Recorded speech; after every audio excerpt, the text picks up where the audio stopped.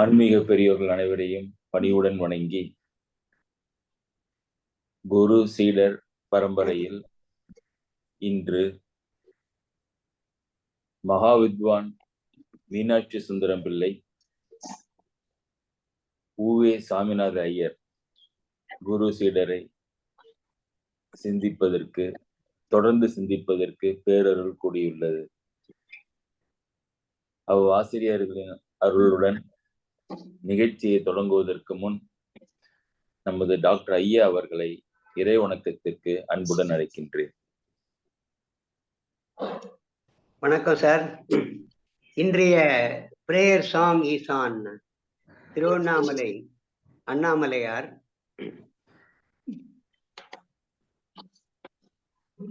சிவநாமம் தினம் சொல்லி வருவேனையா, மனக்குறை ஒன்றும் எனக்கில்லை அருணாச்சலா. சிவநாமம் தினம் சொல்லி வருவேனையா, மனக்குறை ஒன்றும் எனக்கில்லை அருணாச்சலா. என் குருவானதோ இந்த அண்ணாமலை, என் குருவானதோ இந்த அண்ணாமலை. என் இருவிழி நீரே குரு தட்சணை, என் இருவிழி நீரே குரு தட்சணை. சிவநாமம் தினம் சொல்லி வருவேனையா, மனக்குறை ஒன்றும் எனக்கில்லை அருணாச்சலா. இந்த மலை பேசுது, அதில் செடி பேசுது. இந்த மலை பேசுது, அதில் செடி பேசுது. இங்க விதை கூட வேதாந்தம் மிக பேசுது. இந்த விதை கூட வேதாந்தம் மிக பேசுது. என் அண்ணாமலை காற்று ஓம் எங்குது. தவ முனியோகிகள் தினம் வலம் வந்ததால் இந்த மலை எங்கிலும் சுகம் மனம் வீசுது. ஏன் என்று புரியாமல் மனம் நடுங்குது.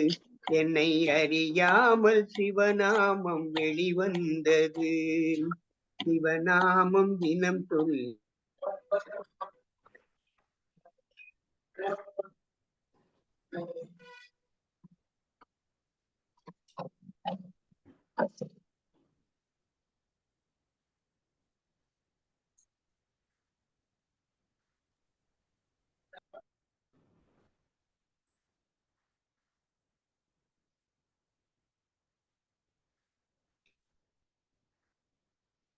ஐயா வணக்கம். உங்க குரல் கேட்கலையே.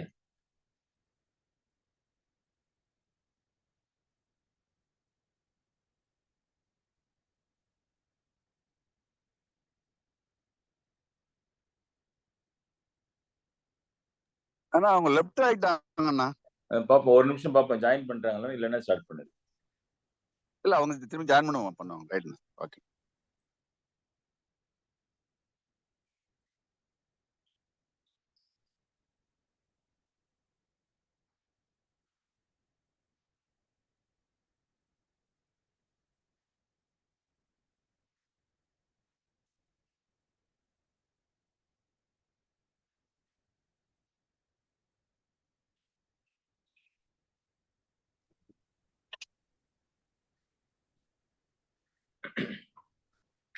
I think டாக்டருடைய லைன் டிஸ்கனெக்ட் ஆயிட்டுதுன்னு நினைக்கிறேன்.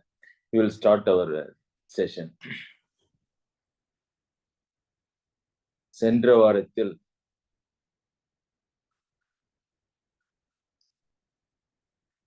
சாமிநாத ஐயர் தன்னுடைய தமிழ் படிப்பை தொடர்வதற்காக திருவிளையாடல் புராணத்தில் நூல் சாத்தி அதில் வந்த வேதத்திற்கு அருள் செய்த படலத்தை கண்டு நமக்கும் நாம் கனவிலும் நினைவிலும் நினைத்துக் கொண்டிருக்கின்ற மகாவித்வான் மீனாட்சி சுந்தரம் பிள்ளை ஆசிரியராக கிடைப்பார் என்று மனத்தில் தைரியம் கொண்டு தன் தந்தையுடன் மாயவரத்திற்கு வந்து ஆசிரியருடைய இல்லத்திலே ஆசிரியரை சந்திக்கின்றனர்.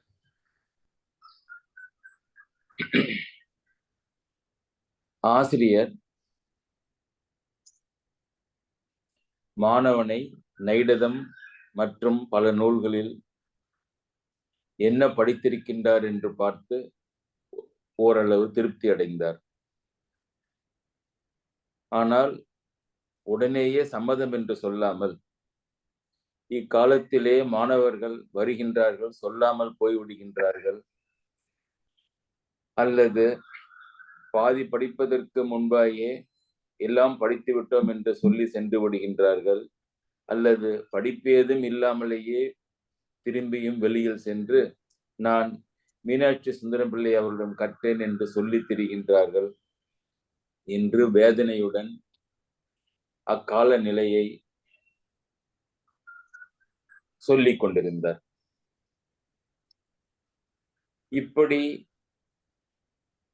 சிறிதே வருத்தத்துடனும் யோசனையுடன் பேசியதால் பெருத்த சந்தேகம் வந்துவிட்டது மாணவருக்கும் அவருடைய தந்தைக்கும்.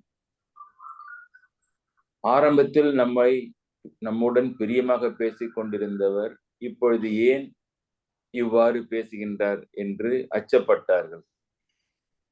உடனே தந்தையார் ஆசிரியரை பார்த்து, இனிமேல் இவனுக்கு எனக்கும் இவனுக்கும் எந்த உரிமையும் இல்லை, உங்களிடமே நான் அவனை சரணாகதி அடைகின்றேன், உங்களிடமே அவனை நான் சரண் விடுகின்றேன், நீங்களே அவனுக்கு எல்லாமும் என்று சொல்ல, அங்கிருந்தவர்களும் சாமிநாத ஐயரை சேர்த்து கொள்ள சிபாரிசு செய்கின்றார்கள்.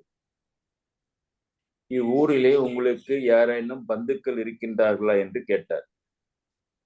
இவருடைய மாணவனுடைய ஆகாரத்திற்கு ஏதாவது வசதி செய்திருக்கின்றீர்களா என்று கேட்டார்.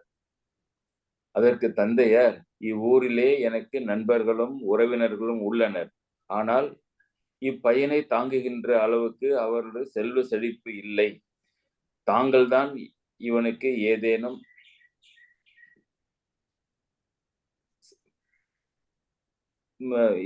செய்து இவனை தங்களிடம் வைத்து போஷித்து பாடம் சொல்லி வர வேண்டும் என்று எங்களுக்கு வேறு வழி இல்லை. ஆசிரியர் அவர்கள் உணவு, உடை, உறையில் முதலியவற்றை பல மாணவர்களுக்கும் கொடுத்து கல்வி கற்பித்திருக்கின்றார் என்பதை தெரிந்துதான் நாங்கள் இங்கு வந்திருக்கின்றோம் என்றார். அக்காலத்திலே இது நம்முடைய ஆசிரியருடைய பழக்கமாக இருந்தது. தமிழ் கற்க வந்த மாணவர்களை தம்மிடமே இருக்க வைத்து அவர்கள் உறங்குவதற்கும் வசிப்பதற்கும் தன்னுடைய வீட்டையே கொடுத்து உணவு, உடை முதலியவற்றையும் கொடுத்து கல்வியும் கொடுத்தார். ஆனால் இங்கு வந்திருக்கின்றவர் ஐயர் என்பதனால் ஆசிரியருக்கு ஒரு வருத்தம், உதவி செய்ய முடியாததற்கு. என்னவென்றால், சைவராக இருந்தால் என்னுடைய வீட்டிலேயே மற்றவர்களைப் போல இவரும் சாப்பிடலாம், ஆனால் நீங்களோ பிராமணர்கள், இந்த ஆகார விஷயத்தில் இவ்வூரிலே எனக்கு ஒன்றும் செய்ய இயலாமைக்கு நான் வருந்துகின்றேன். மற்றபடி நான் இருக்கின்ற திருவாவடுதுறையிலும் சரி, பட்டீச்சரத்திலும் சரி, ஆகாரத்திற்கு எந்த விதமான கவலையும் இல்லை, அங்கு நான் மாணவரை நான் பார்த்துக் கொள்வேன், மாயவரத்திலும் மாத்திரம் எனக்கு சிக்கல் இருக்கின்றது, ஒன்றும் செய்ய முடியாமல் இருக்கின்றேனே என்று சொன்னவுடன் தந்தை, பரவாயில்லை, நான் முடிந்தவரை என்னால் இயன்ற அளவு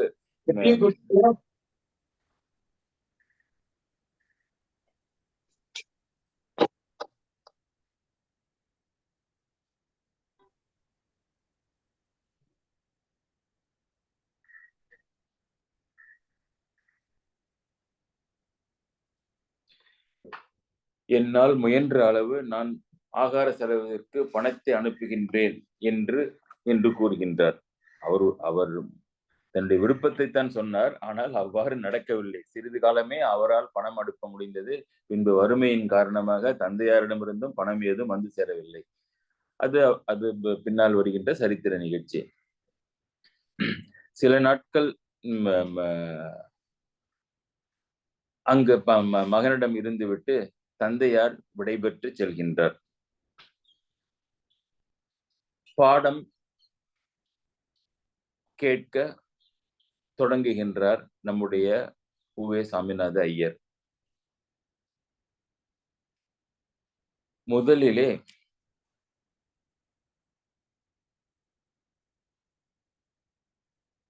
நைடதம் ஆரம்பிக்கப்படுகின்றது. நைடதம் போன வாரமே சொன்னேன், அதை பற்றி விவரங்களை சொன்னேன். ஆசிரியருடைய இல்லத்திலே பல மாணாக்கர்கள் இருக்கின்றார்கள். அதிலே இருக்கின்ற மாதிரிதான் சீனியர், சப் ஜூனியர், ஜூனியர் என்று பல நிலையிலே அந்த மாணவர்கள் ஆசிரியரிடம் பாடம் கற்றுக்கொண்டு அங்கே வசிப்பார்கள்.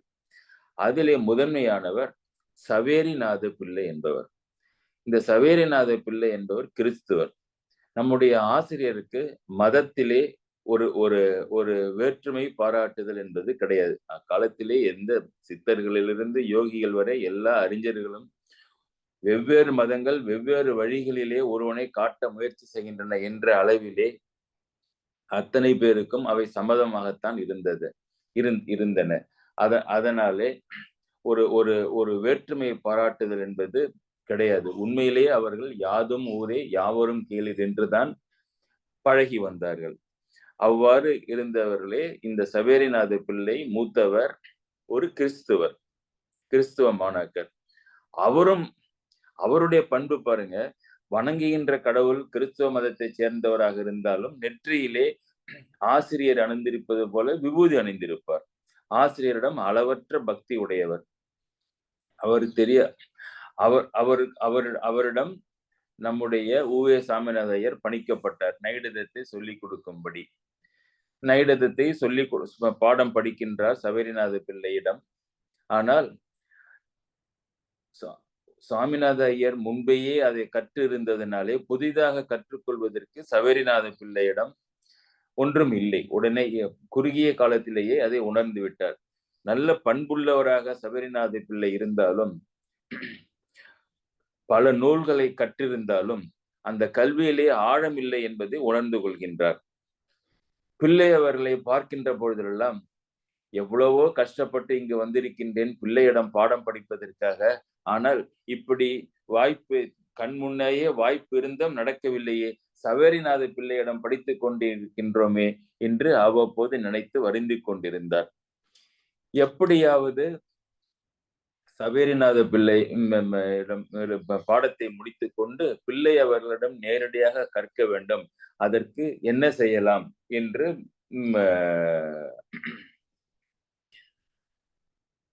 யோசித்துக் கொண்டிருந்தார். அப்பொழுது ஆசிரியர் இவருடைய உணவுக்கும் மாயவரத்திலே ஒரு ஏற்பாடு செய்திருந்தார். அவ்வூரிலே ஒரு 60 வயது நிரம்பிய விதவை ஒரு வீட்டிலே குடியிருந்தார்கள். அவரிடம் இவருக்கு ஆகாரம் செய்து தரும்படி சொல்லி மாதம் 5 ரூபாய் என்று ஏற்பாடு செய்யப்பட்டது. ஆகார வேலைகளில் மாத்திரம் சாமிநாத ஐயர் அந்த விதவையினுடைய இல்லத்திற்கு சென்று உணவு அருந்திவிட்டு மீண்டும் பிள்ளை அவர்களிடம் வந்து விடுவார்கள். பிள்ளை அவர்களிடம் எப்படி தம்முடைய பாடத்தை ஆரம்பிப்பது என்று பலவாறு யோசித்துக் கொண்டிருந்தார் இந்த மாணவர். காலையிலே ஒன்றை கவனிக்கின்றார். தினமும் காலையில் எழுந்தவுடன் ஆசிரியருடைய வீட்டிற்கு பின்பக்கத்திலே ஒரு பெரிய குளம் ஒன்று இருக்கின்றது. அங்கே நல்ல நந்தவனம், பூக்களும் தளிர்களும் நிறைய இருக்கின்ற இடமாக இருந்தது. அதை பார்த்தாலேயே நம்முடைய ஆசிரியருக்கு ஒரு மகிழ்ச்சி உண்டாகும். விடியற் காலையிலே அங்கே சென்று புதிதாக அங்கே என்ன தளிர்கள் வந்திருக்கின்றன என்பதை பார்த்து அவை மலர்வதையும் வளர்ச்சியையும் பார்த்து மிகவும் மகிழ்ச்சி அடைந்து நிற்பார் நம்முடைய ஆசிரியர். ஒரு இத்தனை மென்மை குணத்துடன் இந்த தளிர்கள் வளர்வதையே பார்த்து மகிழ்ச்சி அடைகின்ற மனமுடையவராக இருக்கின்றாரே நம்முடைய ஆசிரியர், அந்த தளிர் மேல் காட்டுகின்ற அன்பை நம்மேல் காட்டாமலா இருப்பார் என்ற நம்பிக்கையுடன் அந்த தளிரின் மூலமே ஆசிரியருடைய அன்பை பெறுவதும் என்று முடிவு செய்தார். மறுநாள் ஆசிரியர் எழுந்திருப்பதற்கு முன்பாயே விடியற் காலையிலேயே எழுந்து இவர் பல்லை கூட தேய்க்கவில்லை, நேரே தோட்டத்திற்கு ஓடினார். புதிய தளிர்கள் அந்த இருளிலே எங்கெல்லாம் உண்டாகி இருக்கின்றன என்பதை பார்த்து வைத்துக் கொண்டு அமைதியாக நின்று கொண்டிருந்தார். சிறிது நேரத்திலே ஆசிரியர் வந்தார். தளிர்கள் எங்கெங்கே புதிதாக வந்திருக்கின்றன, பூக்கள் எங்கெங்கே புதிதாக பூத்திருக்கின்றன என்று ஆராய தொடங்கினார். இதோ இந்த கிளையிலே தளிர் இருக்கின்றது, இதோ இந்த இடத்தில் இந்த செடியிலே புது பூ பூத்திருக்கின்றது என்று ஆசிரியர் எங்கெங்கெல்லாம் நிற்கின்றாரோ அங்கே ஓடி வந்து அவற்றை காட்டினார். ஆசிரியர் இவரை பார்த்து, இந்த செடிகளை பார்த்து வைக்கும்படி யாராவது உம்மிடம் சொன்னார்களா என்றார். ஒருவரும் சொல்லவில்லை, நானாகவே கவனித்து வைத்தேன் என்றார். ஒரு சாதாரண நிலையில இருந்தால் இவ்வாறு ஆசிரியருக்கு இவர் பதில் சொல்லி இருக்க மாட்டார். ஆசிரியரை அருகிலே பார்ப்பதையும் தான் ஒவ்வொரு நாளும் இந்த தளிர்களை காட்டும் பொழுது ஆசிரியர் மனம் மலர்ச்சி அடைவதையும் பார்த்து அவருக்கே ஒரு தைரியம் வந்து இப்படி தைரியமாக ஒரு ஆசிரியரிடம் பேசிவிட்டார். புதிய மாணவர்கள் ஆசிரியரிடம் இவ்வாறு பேசுவது என்பது அங்கு கிடையாது. பல நாட்களாக இப்படி தளிரையும் பூக்களையும் வைத்துக் கொண்டு ஆசிரியரிடம் நெருங்கி பழகுவதனாலே இவருக்கு ஒரு தைரியம் வந்தாகி இருந்தது. தினந்தோறும் இவ்வாறு பார்த்து வந்தால் அனுகூலமாக இருக்கும், இப்படியே செய்யுங்கள் என்று ஆசிரியரும் சொல்லிவிட்டு சென்றது மாணவனுக்கு பெரும் மகிழ்ச்சி அடைந்தது. சில நாட்கள் இப்படியே ஓடின. ஆசிரியரை கேட்டார், நைடதம் எதுவரை நடந்துள்ளது என்று. கிடைத்ததே வாய்ப்பு என்று மாணவரும், ஐயா தங்களிடம் பாடம் கேட்க வேண்டும் என்ற ஆவலுடன் நான் காத்து கொண்டிருக்கின்றேன் என்றார். சரி, நைடதம் முடியட்டும் என்று ஆசிரியர் பதில் சொன்னார். உடனேயே திரும்பி வந்து சைவேரிநாத பிள்ளையிடம் நைடதத்தை மிக விரைவாக முடிக்கும்படி சொல்லி முடித்துவிட்டு ஆசிரியரிடம் நைடதம் முடிந்து விட்டது என்று கூறினார். ஆசிரியர் இது நடக்கிறதையெல்லாம் பார்த்து கொண்டிருந்தவர் புன்னகையுடன், நாளையிலிருந்து திருக்குடந்தை திரிபந்தாதி என்ற நூலை படிக்கலாம் என்று சொன்னார். மாணவருக்கு பெரும் மகிழ்ச்சி.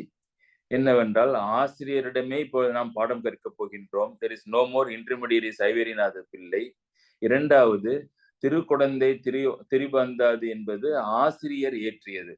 ஆசிரியர் அதற்குள் பல தமிழகத்திலே இருக்கிற பல கோயில்கள் இருக்கின்ற இடங்களிலே அதனுடைய தல புராணங்களையும் அதனுடைய வரலாறுகளையும் தனித்தனி நூல்களாக ஏற்றியுள்ளது. மிகவும் பிரபலமானவை. அவற்றுள் திருக்குடந்தை திரிபந்தாதி என்பது கும்பகோணத்தில் ஆசிரியர் பாடிய நூல்.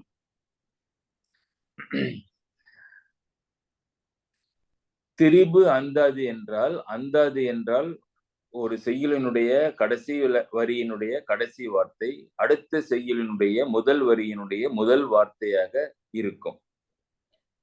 ஒரு முழுமையான அந்தாதி என்பது அந்த புத்தகத்தினுடைய கடைசி பாடலில் இருக்கின்ற கடைசி வரியினுடைய கடைசி வார்த்தை தான் அந்த புத்தகத்தினுடைய நூலினுடைய முதல் வரியிலும் முதல் சொல்லாக இருக்கும். அது அந்தாதி.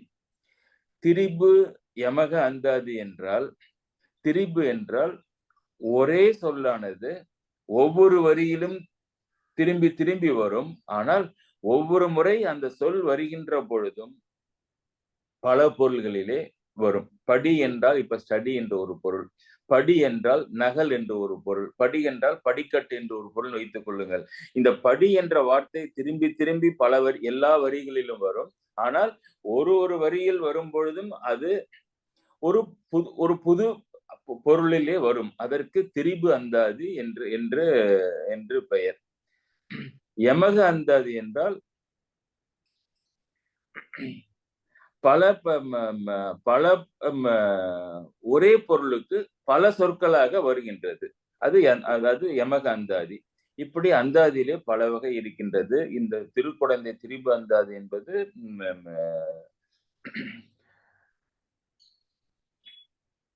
ஒரு சொல் பல பொருள்களில் வருகின்ற முறையிலே பாடப்பட்டது.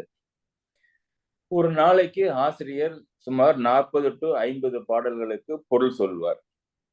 இதுவரை சாமிநாத ஐயர் படித்திருந்த இடங்களில் எல்லாம் 4 அல்லது 5 பாடல்களுக்குத்தான் ஒரு நாள் எல்லாம் எடுத்துக் கொள்வார்கள். இவர் சொல்கின்ற விஷயத்தை எவ்வளவு கடுமையானதாக இருந்தாலும் அவ்வளவு எளிமைப்படுத்தி சொல்கின்ற முறையினாலும் மாணவருக்கு எதுவரை தெரியும் என்பதை மிக துல்லியமாக கணித்து வைத்திருந்ததனாலும் இவர் அவர்களுக்கு தெரிந்த பொருள் இருக்கின்ற வரிகளை எல்லாம் சொல்ல மாட்டார். அவர்களுக்கு ஒரு பாட்டிலே எங்கிருந்து தெரியவில்லையோ அதை மாத்திரம்தான் அவர் சொல்லுவார். அதை அவர் சொல்லாமலேயே புரிந்து கொள்வார். அதனாலே பாடம் சொல்வதற்கென்றே பிறந்தவர் நம்முடைய ஆசிரியர் என்பதனாலே 40 to 50 பாடல்களை இவர் சொல்வது மாணவருக்கு பெரும் ஆச்சரியத்தை கொடுத்தது. தனக்கு விளங்காத இடத்தை மாத்திரம் எப்படி ஆசிரியர் தெரிந்து கொண்டு விளக்குகின்றார் என்று ஆச்சரியப்பட்டார் சுவாமிநாத ஐயர். ஒரு பாடலை படிக்கின்ற பொழுது அதனுடைய இலக்கணங்களையும் அதில் இருக்கின்ற உபமேயங்களுடனும் பின்பு அதற்கு நம்ம கிராஸ் ரெஃபரன்ஸ் இண்டெக்சிங் என்று சொல்கின்றோம் அல்லவா, அந்த மாதிரி அதை கருத்துக்கு சொல்லுகின்ற பல தனிப்பாடல்களையும் விளக்குவார். புத்தகம் வைத்துக் கொள்வதில்லை ஆசிரியர். எல்லாமே மனப்பாடம். இவர் எழுதிய நூல்கள் ஒரு 100 நூல்களுக்கு மேல் இவர் எழுதியிருக்கின்றார்கள் என்றால் இவருடைய படித்த புத்தகங்கள் தமிழிலே, படிக்காத புத்தகங்கள் தமிழிலேயே இல்லை என்று சொல்லலாம். அத்தனையும் படித்து மனத்திலேயே வைத்திருக்கின்றவர். அது இல்லாமல் அதில் பல உபயோகமுள்ள செயல்களையும் பொருள்களையும் ஒவ்வொரு பாடல் வரும் பொழுதும் அதையும் சொல்லுவார். இப்படி திருக்குடந்தை திருவந்தாதியில்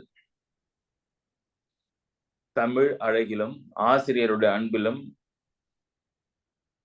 ஆழ்ந்து அனுபவிக்க தொடங்கினார் நம்முடைய மாணவர். ஒவ்வொரு நாளும் சாப்பிட்டாயிற்றா, ஆகாரம் சௌரியமாக இருந்தது. ஏனென்றால் ஆகாரம் இவருடைய வீட்டில் இல்லை அல்லவா, வேறொரு இடத்திலே ஏற்பாடாகி இருந்த காரணத்தினாலே அங்கே ஆகாரம் சௌரியமாக இருக்கின்றதா என்று கேட்பார். எண்ணெய் தேய்த்து குளிக்க சொல்லுவார். இவர் எண்ணெய் தேய்த்து குளித்து வந்தவுடன், இப்பொழுது பாருங்கள் சுப்பிரமணிய சுவாமிநாத ஐயர் எவ்வளவு தெளிவாக இருக்கின்றார் என்று மற்ற மாணவர்களிடம் சொல்லி மகிழ்வார். இவர் தெளிவாக இருப்பது இவரை விட இவருடைய ஆசிரியருக்கு மன மகிழ்ச்சியை உண்டாக்கியதை இவர் உணர்ந்தார். இந்த இருவருக்கும் அன்பு என்பது மிக வேகமாக வளரத் தொடங்கியது. இவர்கள் அதை சொல்லிக் கொள்வதில்லை, காட்டிக்கொள்வதில்லை. மிக நுணுக்கமான மென்மையான செயல்களிலே ஒருவர் மற்றவருடைய அன்பை உணரத் தொடங்கினர். அதுதான் இந்த குரு ஆசிரியருடைய, இந்த ஆசிரியர் சீடனுடைய விசேட உறவு சிறப்பு. சாப்பிட சென்றவர் சிறிது நேரம் வரவில்லையே என்றால், இன்னும் வரவில்லையே சுவாமிநாத ஐயர் என்று மனதுக்குள்ளே எண்ணிக்கொண்டே இருப்பார். சிறிது நேரம் கழித்து வீட்டிற்கு வெளியே திண்ணையிலேயே அமர்ந்து கொள்வார். பின்பு அவர் வருகின்ற வழியே பார்த்து கொண்டிருப்பார். அவர் வந்தவுடன், ஏன் இன்று இவ்வளவு நேரம், ஆகாரம் நேரமாகிவிட்டதா, கவலையாக இருந்தது, இரவாகிவிட்டது என்று பலவாறு விசாரிப்பார். மாணவரும் அவருடைய அன்பை அறிந்து உருகினார். அந்த அன்பிலே நினைந்து தமிழ் அமுதத்தை பருகிக் கொண்டு இவர்களுடைய உறவு என்பது ஆரம்பிக்கின்றது. மாயவரத்திலே அச்சமயத்திலே கோபாலகிருஷ்ண பாரதி இருந்தார். இந்த கோபாலகிருஷ்ண பாரதி நமக்கு எல்லோருக்கும் தெரியும், நந்தனார் கீர்த்தனை எழுதியவர். அவருக்கும் இவருடைய மாணவருடைய தந்தைக்கும் ஓரளவு பரிச்சயம் இருந்த காரணத்தினாலே செல்லும் பொழுது கோபாலகிருஷ்ண பாரதியாரிடம் தன்னுடைய மகனை பற்றி சொல்லி காட்டி கொடுத்து விட்டு சென்றிருந்தார் தந்தை. அவரும் கோபாலகிருஷ்ண பாரதியும் நேரம் கிடைக்கும் பொழுது என்னிடம் கோபாலகிருஷ்ண பாரதி பெரிய சங்கீத வித்வான், என்னிடம் சங்கீதம் கற்றுக்கொள்ளும்படி சொல்ல, நேரம் கிடைக்கின்ற பொழுதெல்லாம் இவர் கோபாலகிருஷ்ண பாரதியாருடைய இல்லத்திற்கு சென்று சங்கீதம் கற்று வந்தார். அச்சமயத்திலே சங்கீத அபியாசம் செய்து கொண்ட சமயத்திலே உம்முடைய குரு மகாவித்வான் மீனாட்சி சுந்தரம் பிள்ளை பெரிய ஞானி, உலகம் புகழும் கவிஞர், ஆனால் அவர் ஒரு சங்கீத விரோதி என்று சொல்லியிருந்தார். அதனாலே அவரிடம் சங்கீதம் கற்றால் ஆசிரியருக்கு கோபம் உண்டாகுமோ என்று பயந்து நம்முடைய சிறுவரும் அதை அப்படியே ஆசிரியரிடமிருந்து மறைத்து விட்டார். இப்படி சங்கீத அபியாசம் செய்கின்ற சில நேரங்களிலும் உணவு கொள்கின்ற நேரத்தை தவிர மற்ற எல்லா சமயங்களிலும் நாம் முன்பே ஒரு முறை பார்த்தோம். ஆசிரியர் உறவு, மாணவனுடைய உறவு எப்படி இருக்கின்றது என்பதிலே நிழல் மாதிரி நீங்காமல் இருக்க வேண்டும் என்று. அப்படியே உறங்கும் பொழுதும் ஆசிரியர் அருகிலேயே படுத்து உறங்கினார். காலையில் எழுந்ததிலிருந்து எல்லா சமயங்களிலும் ஆசிரியருடனேயே வாழ்ந்து வாழ்ந்து வாழ்ந்து வந்தார் நம்முடைய ஊவே சாமிநாத ஐயர். அப்படி பழகுவதிலே சொல்லன்னா இன்பம் அடைந்தார். ஒரு நாள் இருவரும் அமர்ந்திருந்த பொழுது, உமக்கு ஏன் வெங்கட்ராமன் என்று பெயர் வைத்தார்கள் என்றார். நம்ம பார்த்தோம் ஆரம்பத்திலே இவருடைய இயற்பெயர் வெங்கட்ராமன்.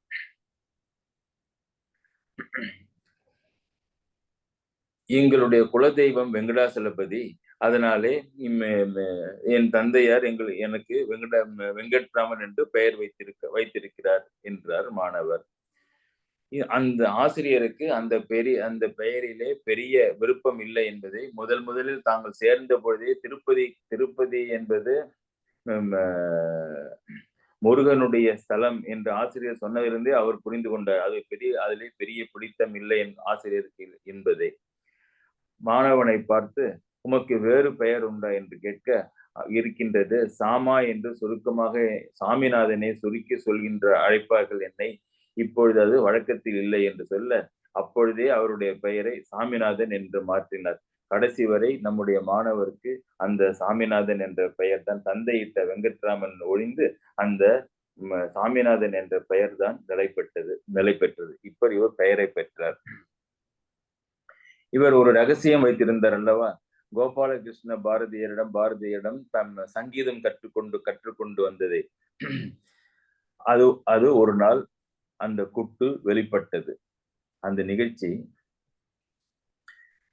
கோபாலகிருஷ்ண பாரதியாருடைய நந்தனார் சரித்திரம் அப்பொழுது தமிழகத்தில் எல்லாம் காட்டுத்தீ மாதிரி எல்லா இடத்திலும் பரவி எல்லோராலும் பாராட்டப்பட்டு வந்தது. ஆனாலும் அந்த நந்தனார் கீர்த்தனைக்கு, நம்முடைய கீர்த்தனைக்கு, நந்தனார் சரித்திரத்திற்கு நம்முடைய ஆசிரியரே சிறப்பு பாயிரம் ஏற்றி அதை பாராட்டி நூல் வெளியீட்டிற்கு உதவி செய்தார். இருந்தாலும் கோபாலகிருஷ்ண பாரதியாருடைய தமிழ் அறிவு போதிய அளவு இல்லை என்பது ஆசிரியருடைய எண்ணம். ஏனென்றால் சங்கீத பயிற்சியிலே மிகவும் அக்கறையுடைய கோபாலகிருஷ்ண பாரதியார் யாருக்குமே இயல்பாக ஏற்றும் பொழுது அந்த சங்கீதத்திற்கு முக்கியத்துவம் வருகின்ற பொழுது இலக்கிய நயங்கள் சிறிது குறைவுபடுகின்றது என்பது ஆசிரியருடைய எண்ணம். இருந்தாலும் கோபாலகிருஷ்ண பாரதியாரை பற்றி சிறந்த நல்லெண்ணம், அவருடைய பண்பு அவருடைய ஒழுக்கம் எல்லாமே பிள்ளை அவர்களுக்கு பெரும் மரியாதையுடன் கோபாலகிருஷ்ண பாரதியாரை அவர் வைத்திருந்தார்.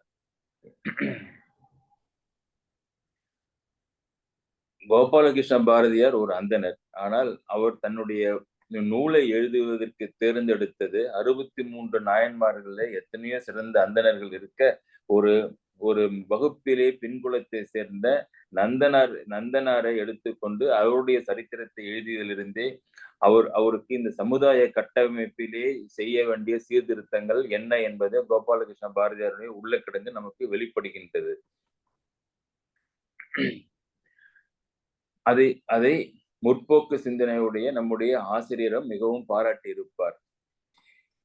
இப்படி ஒருவருக்கொருவர் பரஸ்பரம் நல்ல அன்பையும் மதிப்பையும் மரியாதையும் வைத்திருந்தார்கள். இருவருமே சமகாலத்தவர்கள், இருவருமே மாயவரத்திலே வசித்தார்கள். இப்படி ஒரு நாள் தற்செயலாக கோபாலகிருஷ்ண பாரதியாரை நம்முடைய ஆசிரியர் சந்திக்கின்றார். அந்த சந்திப்பிலே, என்னிடம் ஒரு பிராமண சிறுவர் பாடம் கேட்க வந்திருக்கின்றார், ஆனால் நன்றாக ராகத்துடன் பாடல் வாசிக்கின்றார், தாங்கள் ஒரு முறை கேட்டு அவரை ஆசிர்வதிக்க வேண்டும் என்று நம்முடைய ஆசிரியர் சொல்ல, கோபாலகிருஷ்ண பாரதி, எனக்கு தெரியுமே, சங்கீதம் அவர் என்னிடம் தானே கற்றுக்கொண்டிருக்கின்றார் என்று சொல்லிவிட்டார். பிள்ளை அவர்களுக்கு பெரிய அதிர்ச்சி. இதுவரை மாணவர் நம்மிடம் அதை சொல்லவே இல்லையே, கோபாலகிருஷ்ண பாரதியை தெரியும் என்று, அவரிடம் சங்கீதம் கற்கின்றோம் என்பதும் தெரியவில்லையே என்று வாயிலே வார்த்தைகள் வரவில்லை. அப்பேற்பட்ட அதிர்ச்சி. என்ன மலை மாதிரி இந்த பையனை நம்பி உயிராக அவரை வளர்க்கின்ற பொழுது இப்படி ஒரு நிகழ்ச்சி நமக்கு தெரியாமலே நடந்து கொண்டிருக்கின்றது என்று கொஞ்சம் he might have been little disappointed with his student. நேராக வீட்டுக்கு திரும்பினார். மாணவரை பார்த்தார். நீர் பாரதியிடம் இசை பயிற்சி செய்து வருகின்றீர்களாமே என்று கேட்க சாமிநாத ஐயருக்கு பிள்ளை அவர்கள் சங்கீத விரோதி என்பது தெரியும். அவரிடம் எப்படி சொல்வது என்ற பயம் இப்படி நாம் சொல்லாமல் இருந்து விட்டதனால் இவ்வளவு பெரிய சிக்கலில் மாட்டி விட்டோமே என்று பார்த்து ஆசிரியை பார்த்து வணங்கி மன்னிப்பு கேட்டு, எனக்கு இந்த சங்கீத பயிற்சி முன்பேயே உண்டு, அதனுடைய பழக்கம் விட்டு போகாமல் இருப்பதற்காக என்னுடைய தந்தை அவ்வப்பொழுது நேரம் கிடைக்கின்ற பொழுது கோபாலகிருஷ்ண பாரதியாரிடம் சங்கீதம் கற்றுக்கொள்ளும்படி எனக்கு எனக்கு எனக்கு சொன்னார். அதனால்தான் சில நாட்களிலே நான் சென்றேன் என்று பணிவுடன் சொன்னார். பையனுக்கு ஒரு பிபி 200க்கு போயிருக்கும். வகுப்பு இன்னையோட முடிகிறதா, டிஸ்கண்டினியூ ஆகுதா என்று அந்த அளவுக்கு பயத்திலே நிற்கின்றார். ஆசிரியரும் மாணவனை பார்த்து, இசையில் மனம் சென்றால் இலக்கண இலக்கியங்களிலே தீவிரமாக புத்தி செல்லாது என்று சொல்லி வேறொன்றும் சொல்லாமல் படுக்க சென்று விட்டார். அன்று இரவே நம்முடைய சுவாமிநாத ஐயருடைய வாழ்க்கையிலே சங்கீதம் மூட்டை கட்டி வைக்கப்பட்டு விட்டது. பிள்ளை அவர்களுடைய தமிழ் அறிவுக்கும் அவருடைய அன்புக்கும் முன்னால் வாழ்க்கையிலே எதுவுமே ஒரு பொருட்டல்ல என்று தீவிரமாக முடிவு செய்தார் உவே சாமிநாத ஐயர். அன்றிலிருந்து சங்கீதத்தை விட்டார். இந்த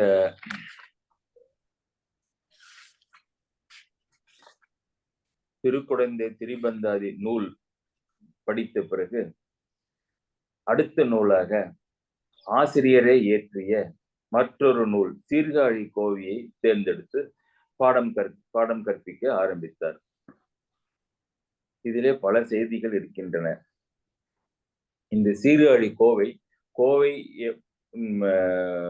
பாடிய பல கோவை பாடியவற்றிலே இந்த சீர்காழி கோவை என்பது மிகவும் முக்கியத்துவமும் மிகவும் பாப்புலரான ஒரு ஆசிரியருடைய ஒரு நூல். சீர்காழியிலே இது சீர்காழியினுடைய சிறப்பையும் தல புராணங்களையும் அதர் கனெக்டட் மேட்டர்ஸையும் சொல்லுகின்ற நூல் சீர்காழி கோவை. கோவை என்றால் கலெக்ஷன் என்று பெயர். ஒரு ஒரு ஒரு சரத்திலே நல் முத்துக்கள் கோக்கப்படுகின்ற மாதிரி கோவை. இந்த சீர்காழியிலே அப்பொழுது வேதநாயகம் பிள்ளை முனிசிப்பாக இருந்தார். இந்த வேதநாயகம் பிள்ளையும் கிறிஸ்துவர். ஆனால் நம்முடைய ஆசிரியரிடம் சிறந்த மதிப்பும் மரியாதையும் பக்தியும் வைத்திருந்தார். அதே மாதிரி நம்முடைய ஆசிரியரும் வேதநாயகம் பிள்ளையிடம் மிக்க அன்பு பாராட்டி இருவரும் வசித்து வந்தார்கள். அக்காலத்திலே இந்த ஆசிரியர் வாழ்ந்த காலத்திலே தமிழ் இலக்கியங்களுக்கு ஒரு பொற்காலமாக கருதப்படுகின்றது. இந்த வேதநாயகம் பிள்ளை, கோபாலகிருஷ்ண பாரதி, வடலூர்ல இருக்கின்ற ராமலிங்க வள்ளலார், திருவாவடுதுறை மடத்தினுடைய சன்னிதானம் சுப்பிரமணிய தேசிகர், இவர்கள் எல்லோருமே ஒரு தமிழ் இலக்கியங்களில பல பாடல்களை ஏற்றி நல்ல அறிவுடனும் அதே சமயத்திலே ஒரு நல்ல மத இலக்கணத்துடனும் நல்லிலக்கத்தினுடனும் மனிதாபிமானமே முதன்மையானது மதத்திற்கு என்ற கருத்திலே வாழ்ந்த கட்டம் அந்த பீரியட். கோபாலகிருஷ்ண பாரதி வேதநாயகம் பிள்ளை சீர்காழியிலே வசித்த பொழுதுதான் பிரதாப முதலியார் சரித்திரம் என்ற நாவல் புனிதத்தை எழுதினார். தமிழிலே வந்த முதல் ஃபிக்ஷன் என்பது இந்த பிரதாப முதலியார் சரித்திரம். வேதநாயகம் பிள்ளை என்ற கிறிஸ்துவர் எழுதியது. Catholic Christian. அவரு மாவட்ட நீதிபதி அங்கே. அவர் பல முறை நம்முடைய ஆசிரியரிடம் என்னுடைய இல்லத்திற்கு வந்து தங்குங்கள், கவிதைகளை பற்றி சிந்தியுங்கள், நாம் எல்லாம் பேசலாம் என்று ஏற்றலாம் என்று பல முறை அழைத்து கொண்டே இருப்பார்.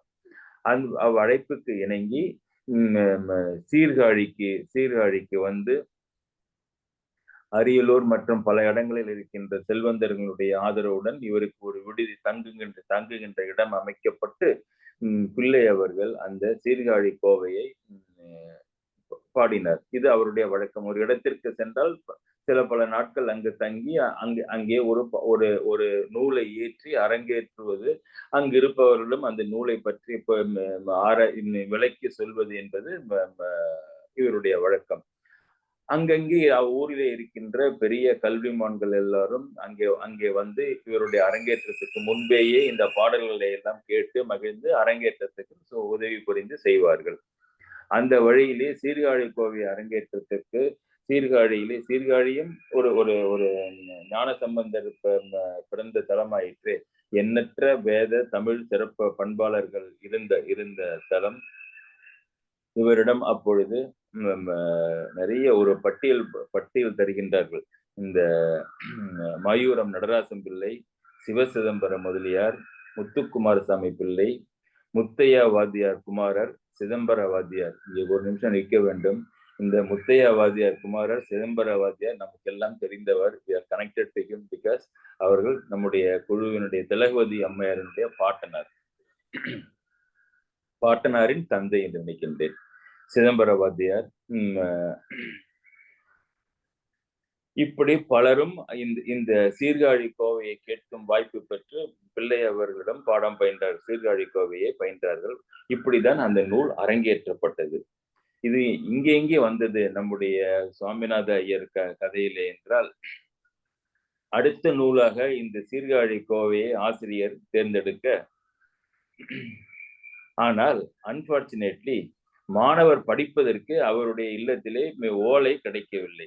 இவர் எழுதிய நூல்கள் எல்லாம் ஓலைச்சுவடியில் இருந்தவையும் சிலவற்றை நூல்களாக அச்சிட்டிருந்தாலும் கையெழுத்து பிரதியாக இருந்தாலும் இவை இவருடைய வீட்டிலே பெரும்பாலும் இருப்பதில்லை. ஏனென்றால் இவையெல்லாம் மனப்பாடமாக தெரிவதால் எதையும் ஒன்றை பார்க்காமல் சொல்லுவதுதான் நம்முடைய ஆசிரியருடைய வழக்கம். அதனால எக்ஸ்ட்ரா காப்பி அங்கு கிடைக்கவில்லை. ஒரே ஒரு காப்பி பிள்ளை அவர்களிடம் இருந்தது. அதை வேறொருவர் எடுத்து சென்று விட்டார். கூரை நாட்டு கனகசபை ஐயரிடம் ஒரு பிரதி இருக்கின்றது என்பதை அறிந்து கொண்டார் மாணவர். தினமும் மதிய உணவிற்கு பிறகு போஜனம் ஆன பிறகு ஆசிரியர் படுப்பார், சிறிது நேரம் ஓய்வெடுப்பார். அந்த சமயத்திலே அந்த கூரை நாட்டு கனகசபை ஐயருடைய வீடு என்பது 2 மைல் தள்ளி இருக்கின்ற ஒரு பிளேஸ், ஒரு இடம். அங்கே சென்று உச்சி வெயிலிலே ஓட்டமும் நடையுமாக ஓடி சென்று நம்முடைய மாணவர் அவருடைய காலிலே விழுந்து நயந்து கேட்டு ஐஸ் வச்சு பிடிச்சி அந்த சீர்காழி கோவை நூலை வாங்கி கொண்டு வந்து பிள்ளை அவர்கள் விழிப்பதற்கு முன்னே வீடு சேர்ந்து கையில் புத்தகத்துடன் நின்று கொண்டிருக்கின்றார். பிள்ளை அவர்கள் எழுந்தார்கள்.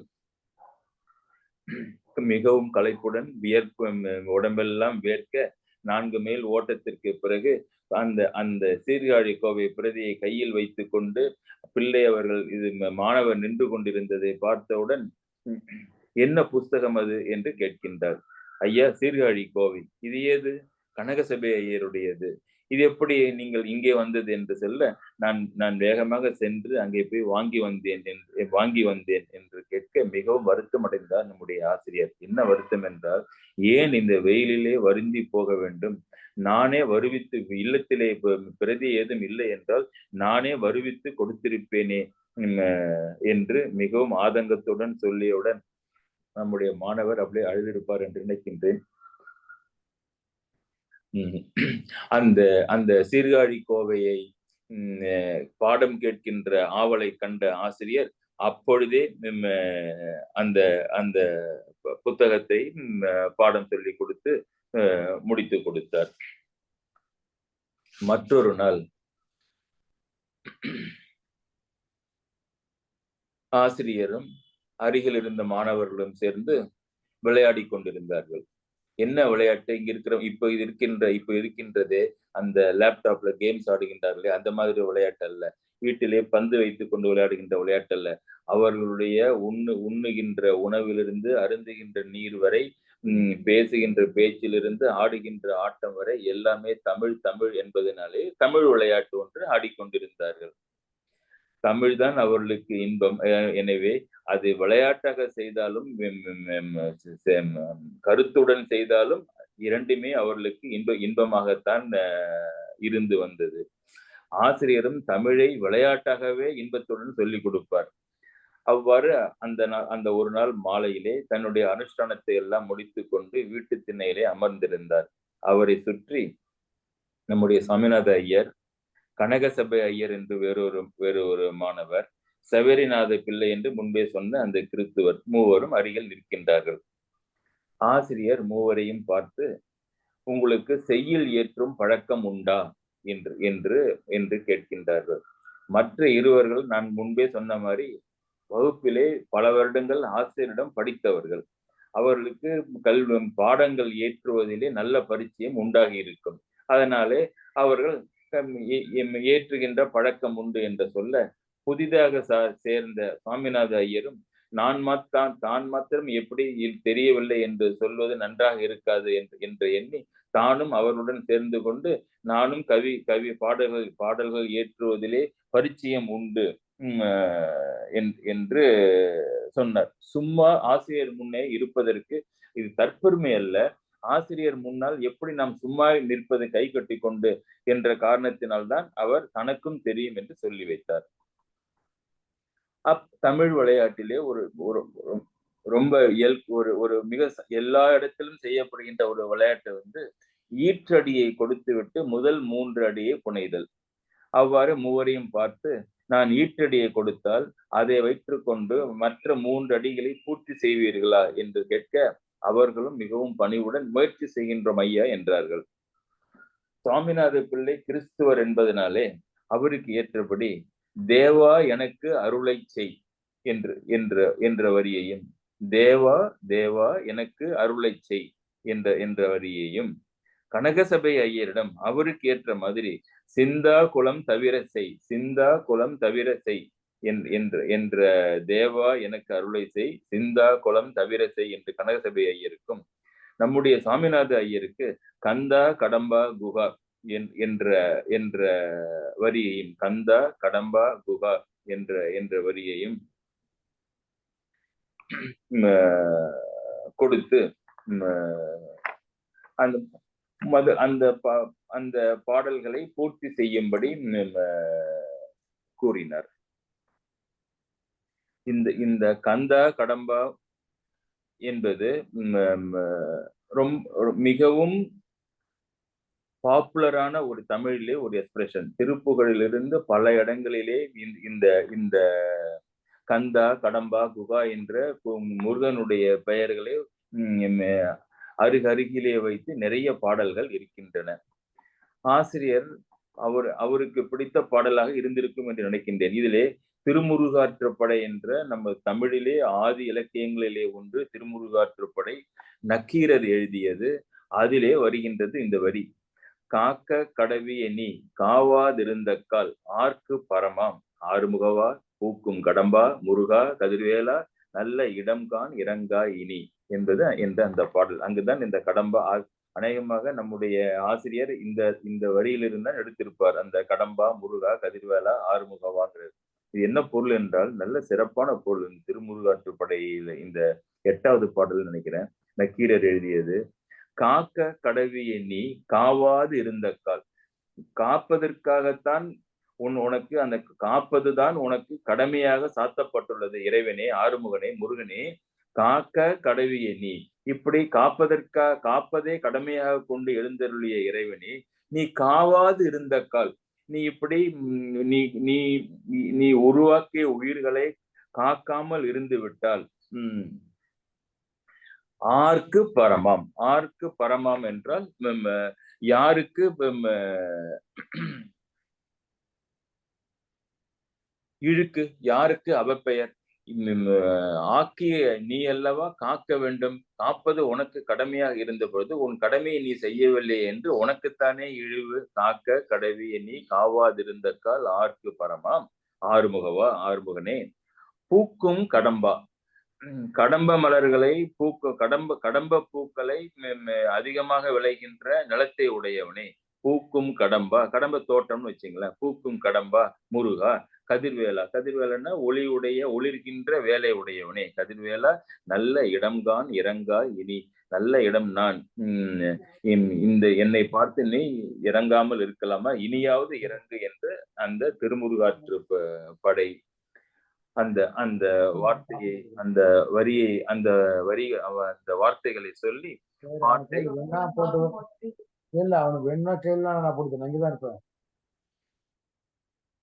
அந்த செய்யுளை பூர்த்தி செய்யும்படி மூவரிடம் கொடுக்கின்றார். மூவரும் சவேரிநாத பிள்ளையும் சரி, கனகசபை ஐயரும் சரி, சுவாமிநாத ஐயரும் சரி, அவர்கள் தங்களுக்கு தெரிந்த அளவிலே 3 பாடல்களை அவர்களுடைய பாடல்களை மனதிற்குள்ளேயே சிந்தனை செய்து, அப்பொழுது பாடல் செய்ய வேண்டும் என்றால் இப்ப உங்களுக்கு பேனா, ஓலைச்சுவடி, எழுத்தாணி எல்லாம் கொடுக்க மாட்டார்கள். எல்லா இலக்கணங்களையும் சரி செய்து மனதிற்குள்ளேயே முழு பாடலையும் இயற்றி முழு பாடலையும் நீங்கள் சொல்ல வேண்டும். அப்படி சொன்னார்கள்.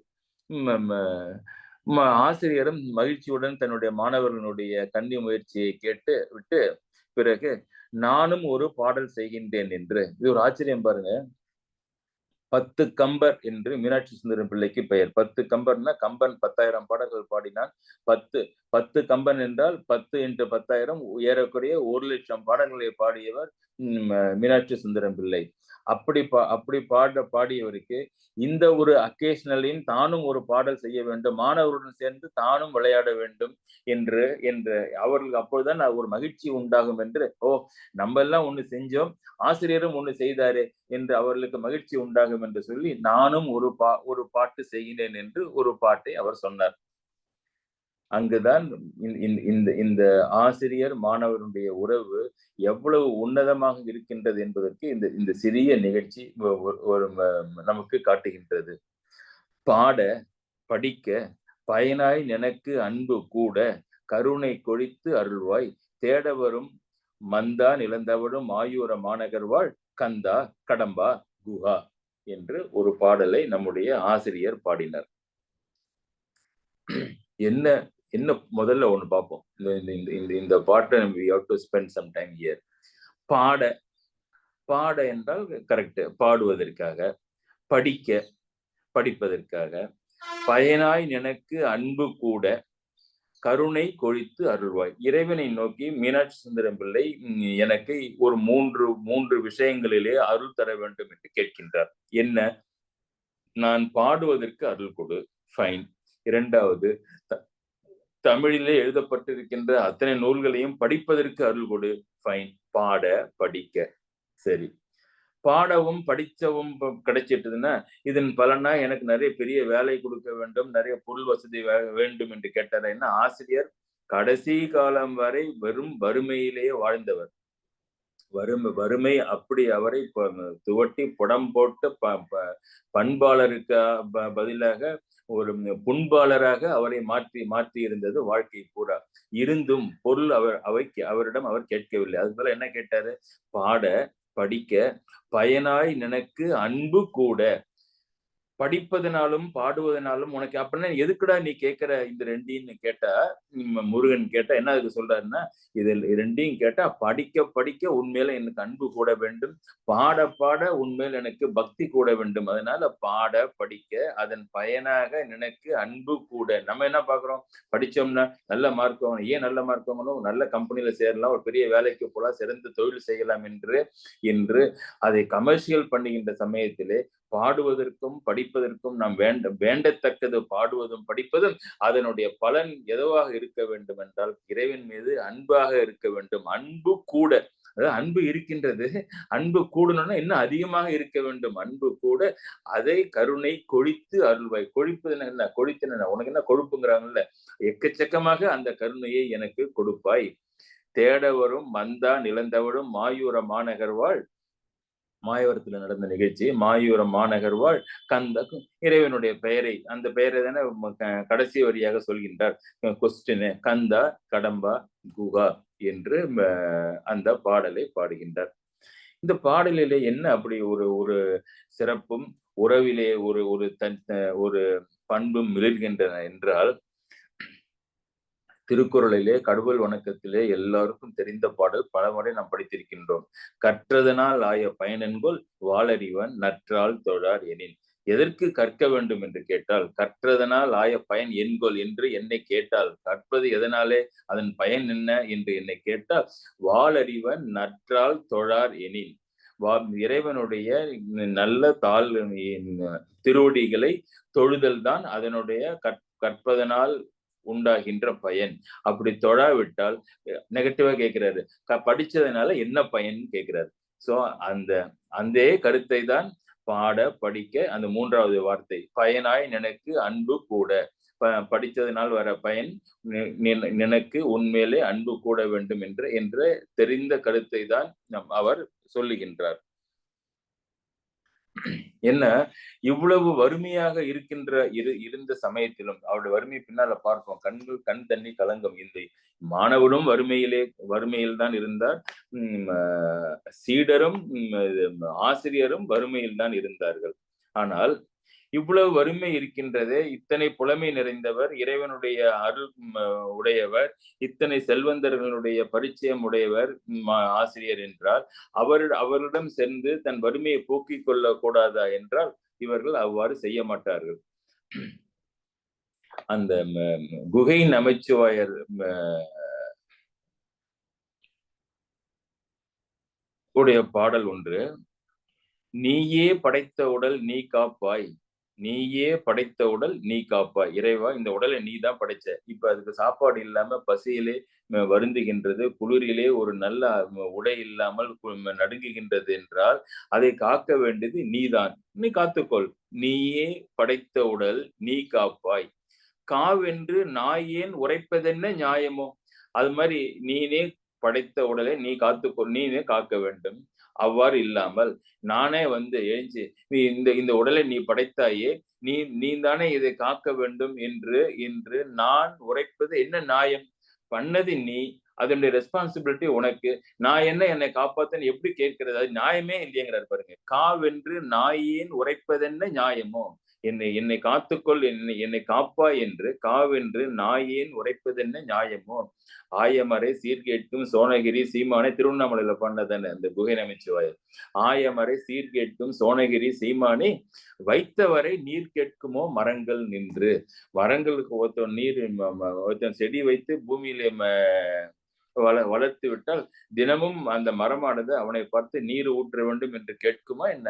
அவ்வாறே காவென்று நான் உன்னிடம் உரைத்தால் அதிலே என்ன நியாயம் இருக்கின்றது என்ற சித்தாந்தத்திலே வாழ்கின்றவர் என்பதனாலே இறைவனிடம் இவர் எதையும் கேட்கவில்லை. ஆனாலும் கேட்கின்றார். என்ன கேட்கின்றார்? பாட படிக்க பயனாய் நினைக்கு அன்பு கூடன்.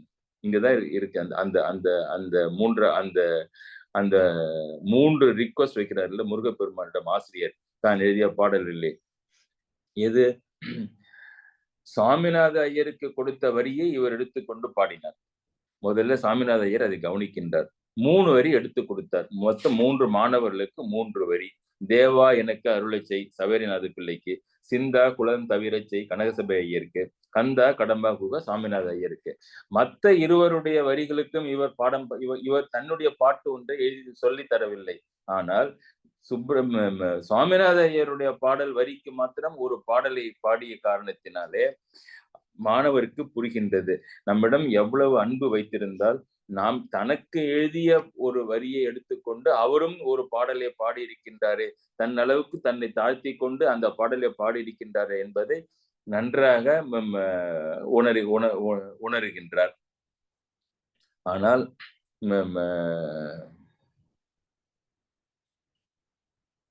மற்றொன்றையும் உணர்கின்றார். அங்குதான் அந்த இவருடைய சென்சிட்டிவிட்டி தெரிகின்றது. அந்த பாட்டினுடைய பொருளை மாணாக்கர் யோசிக்கின்றார். பாடியவர் பெரும் கவி. தமிழ் பேசுகின்ற இடத்திலெல்லாம் அவர் பாராட்டப்படுகின்றவர். அவர் தன்னுடைய நிலையிலிருந்து அந்த பாட்டை பாடாமல் பொருள் அமைப்பிலே ஒரு மாணவனுடைய பிரார்த்தனையாக வைத்துக் கொண்டு சாமிநாத ஐயர் பாடவும் படிக்கவும் பயனாய், அப்படி பாடத்தை படித்ததனாலும் பாடியதனாலும் பயனாய் நினைக்கு அன்பு கூடவும் கருணை கொழித்து அருள்வாய் என்று அவருடைய நிலையிலே இருந்து அவருடைய வாயிலிருந்து பாடுவது மாதிரி அந்த பாடலை ஏற்றப்பட்டிருப்பதை டக்கென்று புரிந்து கொள்கின்றார் மாணவர். ஆசிரியர் தன்னுடைய பிரார்த்தனை எதுவாக இருக்க வேண்டும் என்பதை நினைத்துத்தான் அதை எழுதியிருக்கின்றார் என்றால், அந்த பிரார்த்தனை ஆசிரியருக்கு நாட் அப்ளிகபிள். அவர் எல்லாவற்றையும் படித்தாகிவிட்டது, பாடியாகிவிட்டது. அதனுடைய பயனாய் சைவ மதத்தில் இருக்கின்ற எல்லா மடாதிபர்களுடைய கருணையும், பெரும் அருளாளர்களுடைய கருணையும், இறைவனுடைய பரிபூர்ண அன்பும் உடையவராக இருந்த காரணத்தினாலே மூன்றும் அவருக்கு முடிந்து விட்டது. சற்று ஏறக்குறைய அப்பொழுது அவருக்கு 58 வயது, 1-2 வருடங்கள் தான் இன்னும் இருக்கின்றன அவருக்கு வாழ்க்கையிலே. அந்த சமயத்திலே அவருக்கு இதெல்லாம் தேவையில்லை. பாட, படிக்க, பயனா, எனக்கு அன்பு கூட எல்லாம் முடிந்துவிட்ட நிலையாக இருந்தாலும் அவர் தன்னுடைய பிரார்த்தனை, அந்த பாடலுக்கு அந்த பிரார்த்தனையாக எழுதியது சுவாமிநாத ஐயர் அவர் தனக்காக எழுதினார் என்பதை புரிந்து கொள்கின்றார். அவர் அந்த சமயத்திலே அந்த பிரார்த்தனையை சொல்ல வேண்டிய அவசியம் இல்லை என்றாலும் அதை சொன்ன காரணம் தனக்கு அந்த பிரார்த்தனை வேண்டும். ஒரு குழந்தை உடல்நிலை சரியில்லாத பொழுது, வயிற்றிலே குழந்தை உடல்நிலை சரியில்லாத பொழுதோ, பால் கொடுக்கின்ற பொழுதோ, தாய் எப்படி தான் மருந்து சாப்பிடுகின்றாலோ அந்த மாதிரி மாணவனுக்காக ஆசிரியர் பிரார்த்தனை செய்துதான் இந்த பாடல் என்பதை புரிந்து கொண்டு பெரும் மகிழ்ந்தார், பெருமிதம் அடைந்தார். அவருடைய அன்பை பார்த்து உருகினார். அன்றிலிருந்து நாள்தோறும் தன்னுடைய பிரார்த்தனை பாடல்களிலே முதல் பாடலாக இந்த பாட படிக்க பயனாய் எனக்கு அன்பு கூட கருணை கொழித்து அருள்வாய் என்ற ஆசிரியர் ஏற்றி கொடுத்த அந்த பாடலை அன்றிலிருந்து தன்னுடைய முதல் பிரேயர் சாங்காக வைத்துக் கொண்டார். இதிலே கடைசியாக நம்ம என்ன பார்க்க வேண்டும் என்றால், ஆசிரியர் தன்னுடைய மாணவரிடம் வைத்திருக்கின்ற அன்பை எவ்வளவு மென்மையாக இந்நிகழ்ச்சியிலே காட்டினார். ஒரு முட்டாளாக இருந்தால் அந்த அன்பை அந்த ஆசிரியர், அந்த மாணவனால் பார்த்தே இருக்க முடியாது. ஆனால் ஆசிரியர் அதை சொல்லவில்லை, பாடலை ஏற்றி காட்டுகின்றார். மாணவனும் அதை அதிநுட்பமாக உணர்ந்து கொண்டார் என்றால் அவர்களுடைய அந்த கெமிஸ்ட்ரி பாருங்க, எத்தகைய உறவு பண்பட்டு உள்ளது என்பதை.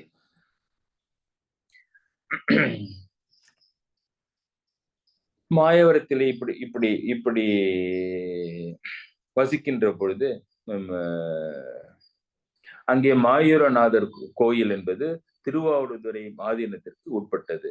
திருவாவடுதுறை ஆதீனத்தினுடைய தலைமை கவிஞராகவும் பிலாசபராகவும் இருந்து கொண்டிருக்கின்றார் நம்முடைய ஆசிரியர்.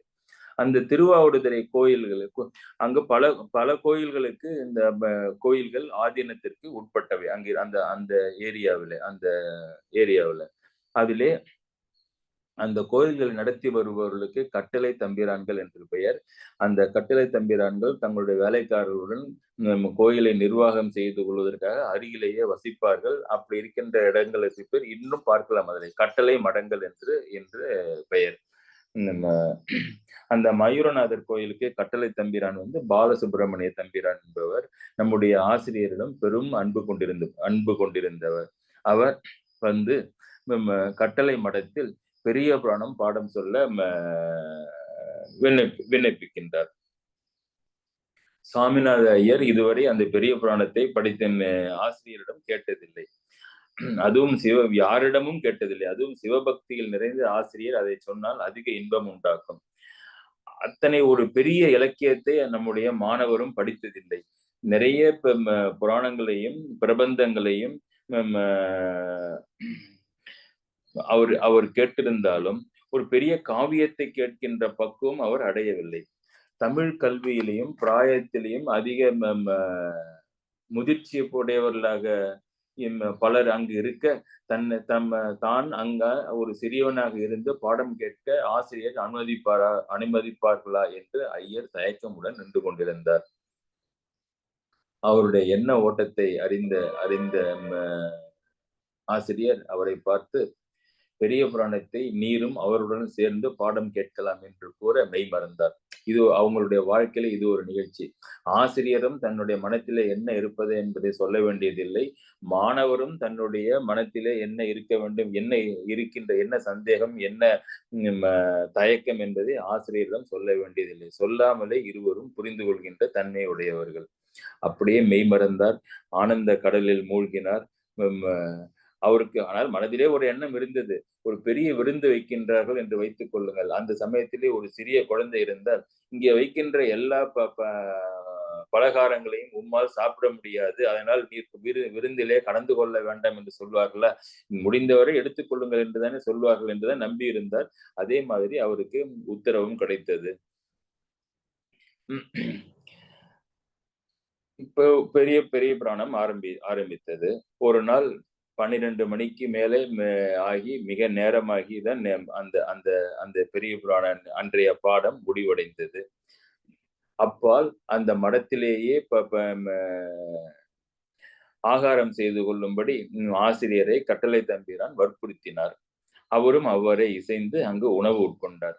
சாமிநாதன் அதற்குள் தான் தன்னுடைய சாப்பாடு அமைக்கப்பட்டிருந்த விடுதிக்கு சென்று போஜனம் செய்து கொண்டு வேகமாக திரும்பி வந்து விட்டார்.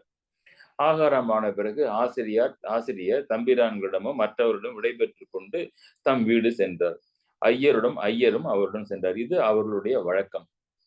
வெளியிலே எங்கே சென்றாலும் கவி ஏற்றும் இடத்திற்கோ அல்லது பாடம் சொல்லி கொடுக்கும் இடத்திற்கோ சென்றால் முடித்தவுடன் இருவரும் ஒன்றாக ஆசிரியனுடைய இல்லத்திற்கு வந்து உறங்குவார்கள். இப்படி இருவரும் வந்து கொண்டிருந்த பொழுது ஒரு நீண்ட மௌனத்திற்கு பிறகு ஆசிரியர் ஒரு பெருமூச்சு இருந்திருக்கும் நினைக்கிறேன், அது குறிப்பில இல்ல, மடத்திலே ஆகாரம் செய்தமையால் இன்று நெய் கிடைத்தது என்றார். என்ன பொருள் என்றால், நெய் இல்லாமல் பல நாட்கள் ஆசிரியர் தன்னுடைய இல்லத்திலே உணவு அறிந்து கொண்டிருந்தார். இன்று மடத்திலே சென்று நமக்கு மடத்திலே சாப்பாடு கட்டளை மடத்திலே சாப்பாடு கிடைத்ததுனாலே நல்ல நெய் போட்டு தயிரும் நெய்யும் பாலுமாக நல்ல சாப்பாடு கிடைத்தது, நெய் கிடைத்தது என்றார். அந்த வார்த்தை அப்படியே சுவாமிநாத ஐயருடைய மனத்தை உருக்கியது. இவர் சில நாட்களாக ஆசிரியர் நெய் இல்லாமல் சாப்பிட்டு கொண்டிருக்கின்றார் என்பதை இவர் அறிவார். நெய் வாங்குவதற்கு வேண்டிய பணம் யார் கையிலும் இல்லை. ஆசிரியர் கையில் தான் இருக்கும், ஆசிரியரிடம் பணம் இல்லை. குறிப்பறிந்து யாராவது உதவினாலே ஒழிய ஒருவரிடம் சென்று இன்னது வேண்டும் என்று சொல்லி பெறும் பழக்கம் நம்மளுடைய ஆசிரியரிடம் இல்லை. இந்த செய்யுள் பார்த்தமில்ல, காக்க கடவேணி காவாக்கால் நான் என்ன காக்கிறது என்று சொல்வதிலே என்ன நியாயம் இருக்கின்றதுன்னு பார்த்தோம்ல, அந்த மாதிரி அவர் யாரிடமும் எதுவும் சொல்வது கிடையாது. நெய் இல்லாமலேயே உணவு உண்டு வருவதை ஆசிரியரும் அறிந்திருந்ததால் இன்று நெய் கிடைத்தது உணவிற்கு என்று கூறும்பொழுது ஆசிரியர் உள்ளம் எவ்வளவு வெம்பி இருந்தது என்பதை மாணவனால் உணர்ந்து கொள்ள முடிந்தது. வறுமையினுடைய கொடுமை மாணவனுக்கும் புதியதல்ல, சாமிநாத ஐயருக்கும் புதியதில்லை. பல நாட்கள் அவரும் அவருடைய தந்தையாரும் கதா காலட்சேபம் செய்யும் பொழுது வருமானம் ஏதுமில்லை என்றால் கிடைத்த உணவை உண்டுவிட்டு உறங்கி இருக்கின்றார்கள். ஆனால் ஆசிரியருக்கும் இந்த நிலையை என்று மாணவனாலே பொறுத்து கொள்ள முடியவில்லை. நாடு போற்றும் பெரிய கவிஞர், பிரபுக்களால் நன்கு மதிக்கப்படுகின்றவர், ஒரு பெரிய சைவ ஆதீனம், திருவாவடுதுறை ஆதீனத்தினுடைய சார்பிலே வாழ்கின்றவர். சில நாள் நெய் இல்லாமல் உண்டார். அதை பெறவும் அவரால் முடியவில்லையே. ஒருவேளை ஒரு கட்டளை மடத்திலே கிடைத்த உணவில் தானே நெய் கிடைத்தது அதுவே அவருடைய நெஞ்சு புண்ணுக்கு பெரிய மருந்தாகி இருந்தது என்பதை அந்த மாணவர் புரிந்து கொள்கின்றார். இருந்தால் விருந்து உணர்வு, இல்லை என்றால் பட்டினி உணவு என்பதே அக்கவிஞர் பிரானுக்கு உலகம் வார்த்து கொடுத்த வாழ்க்கை என்பதை உணர ஆச்சரியமும் வருத்தமும் அந்த மாணவனுக்கு உண்டாகின. இந்த வறுமை என்பதை மாணவன் பல முறை ஆசிரியருடைய வாழ்க்கையிலே பார்க்கின்றார். ஒரு நாள் எண்ணெய் தேய்த்து கொள்ள எண்ணி ஒரு பலகை போட்டு அதன் மேலே அமர்ந்திருக்கின்றார் ஆசிரியர். ஒரு வேலைக்காரன் அவருக்கு எண்ணெய் கொண்டு வந்து எண்ணெய் தேய்த்து கொடுப்பார். பின்பு எண்ணெய் தேய்த்து குளிப்பார். அவ்வாறே அன்று ஒரு பலகையை போட்டு அதில் அமர்ந்து கொண்டு ஒரு வேலைக்காரனை பார்த்து உள்ளே சென்று தவசி பிள்ளைன்னா மேனேஜர்னு வச்சுங்களேன், தவசி பிள்ளையிடம் எண்ணெய் கேட்டு கொண்டு வா என்று சொல்லி அனுப்புகின்றார். ஆனால் அவன் திரும்பி வரவில்லை. ஏனென்றால் அன்று வீட்டிலே எண்ணெய் இல்லை, எண்ணெய் வாங்குவதற்கு காசு இல்லை. ஆனால் பலகையிலே அமர்ந்திருந்த ஆசிரியர் எந்த சமயத்திலும் பாடம் சொல்லிக் கொடுப்பதையே மனதிலே எண்ணமுடையவராக இருந்ததினாலே நேரத்தை வீணாக்க வேண்டாம் என்று அவரை சுற்றி இருந்த மாணவர்களுக்கு பாடம் சொல்லிக் கொடுக்க ஆரம்பித்து விட்டார். இப்படியே ஓடியது. அவரும் பல பாடல்களுக்கு பொருள் சொல்லி ஒரு நூலை முடித்திருப்பார்னு நினைக்கிறார். அந்த மரக்கட்டையிலேயே அவர் அமர்ந்திருக்கின்றார். பாடம் சொல்லிக் கொடுக்கின்ற மற்றவர்களும் புத்தகம் கையுமாக அவரை சுற்றி அருகிலே நின்று கொண்டிருக்கின்றார்கள். எண்ணெய் வரும் என்று எதிர்பார்த்துதான் இந்த பாடத்தை அவர் ஆரம்பித்திருப்பார். ஆனால் எண்ணெய் வராத காரணத்தினாலே பாடம் மாத்திரம் கண்டினியூ ஆகி கொண்டிருந்தது. அதை மறந்தும் விட்டார் அவர். ஐயர் அதை கவனிக்கின்றார். எண்ணெய் இல்லை என்பதை உணர்ந்து விட்டார். இல்லை என்றால் தவசி பிள்ளை அப்பொழுதே அனுப்பியிருப்பார். ஏதோ ஒரு காரியத்திற்காக எழுந்து வெளியிலே செல்வது மாதிரி சாமிநாத ஐயர் எழுந்து வெளியே சென்று வேகமாக ஓடி காவேரி கரையிலே ஒரு கடையிலே தன்னிடமிருந்த காசுகளை வைத்துக் கொண்டு கொஞ்சம் எண்ணெய் வாங்கி கொண்டு வந்து வீட்டின் பின்பக்கமாக வந்து தவசி பிள்ளையிடம் கொடுத்து ஆசிரியருக்கு எண்ணெயை சூடு செய்து அனுப்புங்கள் என்று சொல்லிவிட்டு வந்து ஒன்றும் தெரியாத மாதிரி அமர்ந்து கொண்டார். சிறிது நேரம் கழித்து காய்ச்சின எண்ணெய் வந்தது. அவர் ஆசிரியரும் தேய்த்து கொண்டு குளித்தார். இப்படி இடையிடையே நிகழ்கின்ற பல நிகழ்ச்சிகள் ஆசிரியனுடைய நிலையை உணர்ந்து மாணவர்களுடைய மனத்தை புண்ணாக்கி விடுகின்றது. ஆனாலும் ஆசிரியர் இதுவே ஆசிரியர் மேலே மாணவனுக்கு உண்டாகி இருக்கின்ற அன்பையும் கனிவையும் அதிகப்படுத்துகின்றது. புலமையும் வறுமையும் சேர்ந்து இருப்பது இந்நாட்டிலே அக்காலத்திலிருந்து இக்காலம் வரை வாய்ந்த சாபம் போலும். வறுமை என்பது கற்றவன் கல்வி செல்வம் என்று சொன்னார்களே ஒழிய கல்வி உடையவன் செல்வம் உடையவன் என்று சொல்லவில்லையே தமிழிலே என்று நினைத்து இது நம் நாட்டிற்கு வாய்ந்த சாபம் என்று போலும் என்று எண்ணி ஐயர் மிகவும் வருத்தம் அடைந்தார். இப்படி இவர்களுடைய மாணவருடைய படிப்பு இறைவனுடைய ஆசிரியருடைய இல்லத்திலே நடந்து கொண்டிருக்கின்ற பொழுது இவருக்கு ஆசிரியருக்கு திருவாவடுதுறை மடத்திலிருந்து அழைப்பு வருகின்றது. அங்கு சென்று திருவாவடுதுறை மடத்திற்கு சென்று அங்கு தன்னுடைய கல்வி தொண்டை செய்வதற்கு அழைப்பு வருகின்றது. அதுதான் முதல் முறை நம்முடைய ஊழிய சாமிநாதையர் சேர்ந்தவுடன் முதல் முறையாக இந்த மடத்திற்கு செல்கின்றார். நார்மலா நம்முடைய ஆசிரியர் divides is days in 3 parts. ஒன்று மாயவரத்திலே, ஒன்று திருவாவடுதுறை மடத்திலே, மற்றொன்று பட்டீச்சரத்திலே. இப்பொழுது திருவாவடுதுறை மடத்திற்கு செல்வதற்கு ஆயத்தமாகின்றது. சுப்பிரமணிய தேசிகர் தான் அங்கே மகா சன்னிதானமாக இருப்பவர் சுப்பிரமணிய தேசிகர். அழைப்பு வருகின்றது. அங்கு ஆசிரியர் எப்பொழுதுமே தான் செல்கின்ற இடத்திற்கு முடிந்தவரை தன்னுடைய மாணாக்கர்கள் எல்லோரையும் அழைத்து செல்வது என்றால் அங்கேயும் அவர் கல்வி தொண்டுதான் தமிழ்தான் படித்து கொடுப்பதனாலே நம்முடைய மாணவர்களுக்கு அது மிகவும் சௌரியமாக இருக்கும் என்று சொல்லி எல்லாரையும் அழைத்து செல்வார். அவ்வாறு திருவாவடுதுறை பிரயாணத்திற்கு ஆயத்தம் செய்கின்ற பொழுது ஒன்றை நம்முடைய மாணவர் நோக்குகின்றார். திருவாவடுதுறை மடம் நம்முடைய ஆசிரியருக்கு செய்கின்ற சிறப்புகளையும் வைத்திருக்கின்ற அன்பையும் இவர் அறிவார். இருந்தாலும் ஆசிரியர் செல்வதற்கு முக்கிய காரணம் என்ன என்று மாணவர் யோசிக்கின்றார். சன்னிதானம் இருக்கின்றார். அங்கே சன்னிதானத்துடன் சல்லாபம் எப்பொழுதும் பேசிக்கொண்டிருக்கலாம் ஒரு வாய்ப்பு. இரண்டாவது, இடைவிடாமல் பாடம் சொல்லிக் கொடுக்கலாம் என்றால் மடத்திலே ஒன்றும் வேலை இல்லையே. ஆசிரியர் சென்றால் காலையிலிருந்து மாலை வரை பாடம் தமிழ் சொல்லிக் கொடுப்பதுதான் அவருக்கு ஒரு வாய்ப்பாக இருக்கின்றது. அங்கு பெரிய பல தனவான்களும் வித்வான்களும் கவிஞர்களும் முக்கியஸ்தர்களும் வந்து மகா சன்னிதானத்தை பார்ப்பதனால் அவர்களிடமும் பரிச்சயம் உண்டாகும். ஆசிரியருக்கு அவர்களுக்கும் பாடம் சொல்லலாம் என்று பல நல்ல காரணங்கள் இருந்தாலும் ஒன்றை மாணவர் உணர்கின்றார். என்னவென்றால், திருவாவடுதுறை பிரயாணத்திற்கு மாத்திரம் எப்பொழுது செல்லலாம் என்று ஆசிரியர் யோசிப்பதற்கு காரணம், அங்கே சென்றால் அவருடைய மாணாக்கர்களுக்கு ஆகார வசதிகள் முதலியன எல்லாம் தடையற்று கிடைக்கும் என்பதுதான். இவர் தந்தையாரும் சேர்ந்த டே ஆஃப் அட்மிஷன்லேயே சொன்னாரு, எனக்கு மாயவரத்தில் தான் இவர் அந்தனராக இருப்பதனால் இப்பிரச்சனை, மடத்திற்கோ பட்டீஸ்வரத்திற்கோ சென்றால் இவருடைய ஆகார விஷயத்திலே எனக்கு எந்த கவலையும் இருக்காது என்று சொன்னதை இப்பொழுது அவர் புரிந்து கொள்கின்றார். தனக்கு மாத்திரமில்லை, தன்னுடைய மாணவர்கள் எல்லோருக்குமே ஆகாரத்திலே தடையின்றி கிடைக்கும் என்பதுதான் மாணவர்கள் மேல் வைத்திருக்கின்ற அந்த அன்புதான் அவர் திருவாவடுதுறை ஒவ்வொரு முறையும் திருவாவடுதுறை மடத்திற்கு செல்வதற்கு மிகவும் அக்கறையாகவும் ஆவலாகவும் இருக்கிறார் என்பதை உணர்ந்து கொண்டார்.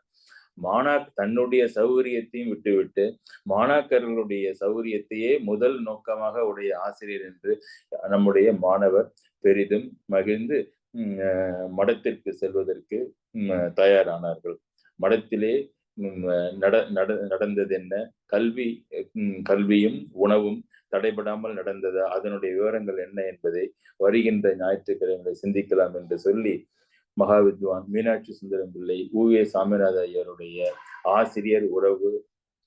ஆசிரியர் மாணவர் உறவு முறையை தொடர்ந்து சிந்திப்போம் என்று சொல்லி இத்துடன் இச்சிந்தனையை பூர்த்தி செய்கின்றேன். நன்றி, வணக்கம்.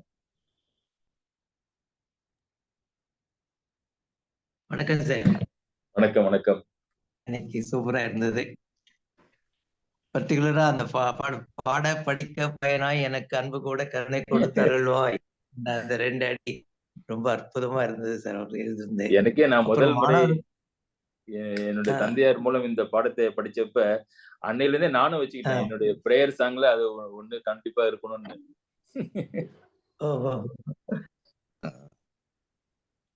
சொல்லுங்க. ரொம்ப நல்லா இருந்தது. அப்புறம் மாணவர்கள் கூடவே ஆசிரியரும் சேர்ந்து எழுதுறாரு பாருங்க. மாணவர்களுக்கு ஒரு பயிற்சி கொடுத்தா தானும் அந்த பயிற்சி எடுத்துக்கிற மாதிரி பண்ணாரு. அந்த இது அவரும் எழுதினாரு, மீனாட்சி பிள்ளைன்னு சொல்லி. அது ஒண்ணு ரொம்ப நல்லா இருந்தது, மிகவும் சிறப்பா இருந்தது சார். நல்ல கருத்துக்கள். ஒவ்வொருத்தருக்கும் தேவை, குரு ஒருத்தர் ஒவ்வொருத்தருக்கும் தேவைன்றது நம்ம மாணவர்கள் கூட சொல்றது உண்டு.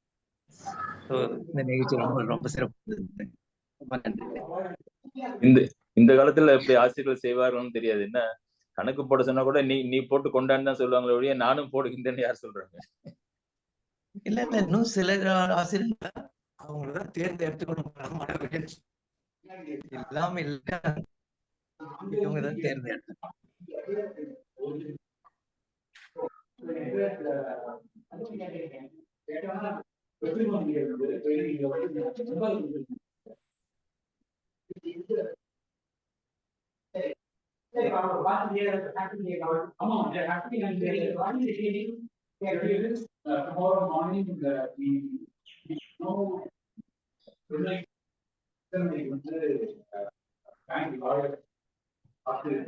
யாரோ மைக் ஆன் பண்ணிட்டு நம்மள்ட்ட பேசாம பேசிட்டு இருக்காங்க.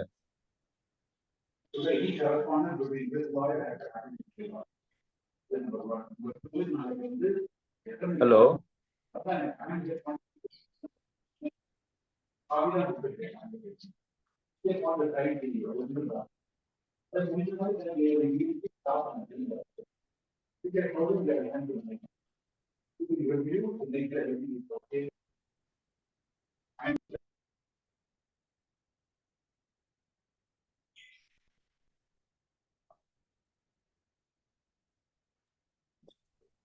ஐயா மாலை வணக்கம். ஐயா வணக்கம். அதே அற்புதமான சிந்தனை. ஒரு மனிதன் எப்படி இருக்கணும், ஒரு வாத்தியார் எப்படி இருக்கணும் அப்படிங்கிறதுக்கு உண்டான இலக்கணங்கள், ஒரு மாணவர் எப்படி எல்லாம் ஆசிரியரை பார்க்கணும் அப்படிங்கிறதுக்கு உண்டான இலக்கணங்கள் ரொம்ப நினைச்சு பார்க்கவே ஒரு மனதுக்குள்ள ஒரு பெரிய சலனத்தை உண்டாக்கக்கூடிய வரிகள் தான் நீங்க சொன்னது எல்லாமே. சொல்லுவாங்க ஜென்ரலா பொதுவாக ஒன்று சொல்லுவாங்க, குருநாதர் வந்து மாணவர்களுடைய மனவளத்தை மேம்படுத்துவனாக இருக்கணும் அப்படின்னுட்டும், அதே மாதிரி மாணவர்கள்லாம் குருநாதருடைய உடல் நலத்தை பேணி பாதுகாப்புற மாதிரி இருக்கணும் அப்படின்னு சொல்லிட்டு ஒரு விஷயம் சொல்லுவாங்க. இந்த சாமிநாதையர் வந்து ஆசிரியருக்கு தேவையான எண்ணெய் கூட கொண்டு போய் கொடுக்குற அளவுக்கு ஆசிரியருடைய ஒவ்வொரு நிகழ்வையும் அவர் கவனிச்சிருக்கிறாரு, செயல்பட்டிருக்கிறாரு அப்படின்னு பார்க்கும்போது ஒரு சந்தோஷமா இருக்கு. ஒரு ஆசிரியரை நம்ம இப்படிலாம் போற்றி வணங்கணும் அப்படிங்கிறதுக்கு சின்ன சின்ன எடுத்துக்காட்டுகளா இது இருக்கு. ரொம்ப அற்புதமான விஷயம். அநேகமா எனக்கு தெரிஞ்ச அடுத்த வாரம் வந்து இன்னும் அதிகபட்ச ஆனந்தத்தை நம்ம அனுபவிக்கலாம் நினைக்கிறேன். மடத்துல அவங்க 2 பேர் இருக்கக்கூடிய காலகட்டத்துல இது ஆரம்பம் தானே இல்லையா? இன்னும் ரொம்ப அற்புதமா இருக்கும். என்ன ஒரு பெரிய ஆச்சரியமா இருக்கு அப்படின்னாக்க, இந்த 2 பேருக்கு இடையில இருக்கக்கூடிய அந்த ரிலேஷன்ஷிப்பை பல வகுப்புகளா சிந்திக்கக்கூடியதற்கு கூட ஒரு வாய்ப்பு இருக்கு அப்படிங்கிறத நினைச்சு பார்க்கும்போது ஒரு பெரிய பிரமிப்பா இருக்கு. இத்தனை நாள் இவர்களை பற்றி பார்த்ததெல்லாம் அவரை பற்றிய ஒரு தனிப்பட்ட பார்வை, சிஷ்யரை பற்றின ஒரு தனிப்பட்ட பார்வை, இது மட்டும்தான் இருந்தது. இந்த இரண்டையும் சேர்த்து பார்க்கும்போது அது ரயில்வே தண்டவாளம் மாதிரி தமிழ் அப்படிங்கிற ஒண்ணு வந்து இந்த 2 பேர் மேலேயும் பயணப்பட்டு இன்னைக்கு நம்மளெல்லாம் வந்து சேர்ந்திருக்கு அப்படின்னு நினைச்சு பார்க்கும்போது ஒரு பெரிய சந்தோஷமா இருக்கு. ஐ திங்க் எனக்கு சொல்வதற்கு நிறைய இருக்கு. நான் மற்றவர்களுடைய கருத்தையும் கேட்கலாம். கரெக்டா ஞாபகப்படுத்தினீங்க நீங்க. நம்ம குழுவிலேயே வந்து 2 பேரை, ஆசிரியரை பற்றியும் மாணவரை பற்றியும் தனித்தனியாக நாம் வந்து சிந்தனை செய்திருக்கின்றோம். பெரிய அவருடைய contribution to society, not just in Tamil, ஒரு பண்பை வளர்ப்பதிலே எவ்வளவு சிறப்புடையதாக இருந்தார்கள் என்பதை பார்த்திருக்கிறோம். ஆனா இந்த முறை வந்து ஒன்லி ஆசிரியர் மாணவர் அந்த இருவருக்கும் இருக்கின்ற அந்த அந்த அப்படியே மென்மையாக ஓடிக்கொள்கின்ற அன்பு சிறிய சிறிய விஷயங்களிலே எப்படி வெளிப்படுகின்றது என்பதுதான் இந்த இந்த உறவு முறையினுடைய சிறப்பை நம்ம பார்க்கின்றோம். ஆமா ஆமா, இது வந்து இட் இஸ் நாட் ஜஸ்ட் ஒரு ஒரு ஒரு டியூட்டர் ஒரு லேர்னர் ரிலேஷன்ஷிப் இல்லை, அதுக்கும் மேல சம்திங். எவ்வளவு ஒரு வெயிட்டான ஒரு சப்ஜெக்ட் வந்து ஒருத்தருக்கு ரீச் பண்ணணும் அப்படின்னாக்க, ரீச் பண்றவருக்கு எந்த மாதிரி குவாலிட்டிஸ் இருக்கணும், அதை ரிசீவ் பண்ணக்கூடிய எண்ணில் இவர் எப்படி இருக்கணும், கொடுக்கக்கூடிய இடத்துல அவர் எப்படி இருக்கணும், அப்பதான் அது முழுமையா போய் சேரும் அப்படிங்கிறதுக்கு வந்து I think this is an wonderful example sir. அது எவ்வளவோ நம்ம பார்க்கிறோம், ஏதோ ஒரு ஸ்டேஜோட நின்று போயிடும், பட் திஸ் கண்டினியூஸ் ஒரு multi dimensional angle beyond the study இது இருக்கிறத நினைச்சு பார்க்கும்போது ப்ராபப்லி இத்தனை வயசுக்கு மேல நான் அதை பத்தி சிந்திச்சு பிரயோஜனம் கிடையாது. உங்களை எல்லாம் ஆரம்ப காலத்திலேயே பிடிச்சிருக்கணுமா அப்படின்னு ஒரு ஏக்கம் இருக்கத்தான் இருக்கு மனசுல. நன்றி. திலகவதி அம்மையாருக்கு வந்து நம்மளோட இல்ல ஒரு பெட்டர் ஃபுட்டிங் இருக்கு இந்த இந்த வகுப்புக்கு. அவங்க என்ன சொல்றாங்கன்னு கேட்போம். வணக்கம். நன்றி வணக்கம் சார். நன்றி தான் சார் சொல்றேன். ரொம்ப அருமையா கருத்தை எடுத்துட்டு வந்து எங்க முன்னாடி இதெல்லாம் நடத்தி காமிக்கிறீங்க. எப்பயோ நடந்ததா இருந்தாலும் அதை எங்களால ஃபீல் பண்ண முடியுது உங்களால. அதனால நன்றி சார். இல்லையே, அந்த சீர்காழி கோவில் நூலுக்கு your family has given a big contribution. மறக்க முடியுமா?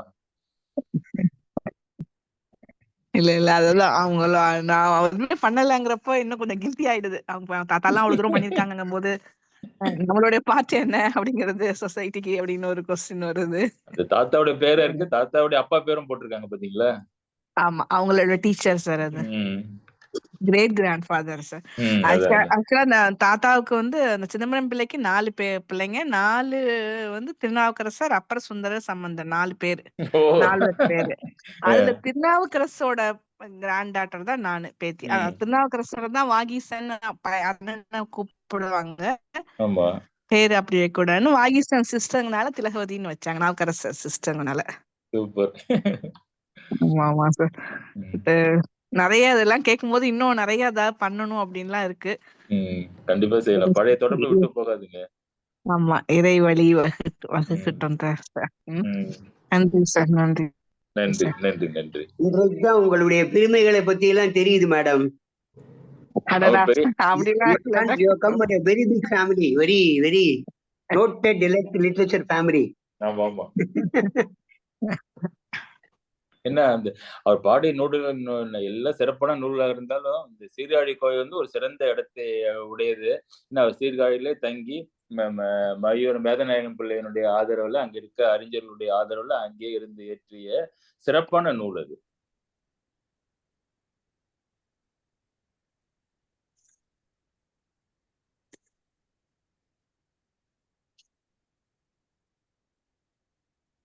நீங்க பாடும்போது எங்க சார் பிளாக்ல கட் ஆச்சு அது பாதியில?